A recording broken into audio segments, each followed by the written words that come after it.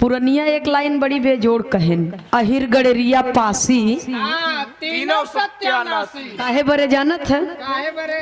बाबू साहब तनिक चरी बोए रहन, इया यादव जी पहुँचन भैंस लेके, हाँ उन्हन मूड़ी नोचत की आगे बढ़ गईन। हाँ केरला पाई के तब ले पाल जी पहुँचन, एक भेड़ी कूदी, सबन सरसराय कूद गईन हुई में, हाँ उन्हन पूरा डंठा सहित चबाई डालिन, तब से के भाई खाली जरी बची चरी के। हाँ कहा मोर भाई हरा ये बस करा।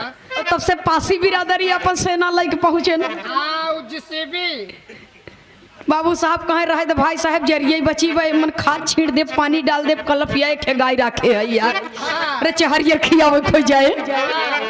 हाँ, और जब सुअर वाली आई गई खेते में तो उन्हन उठाए के ऐसे कह के कहे हाँ उन्हन जरिए सहित उठाए के पलट दी। हाँ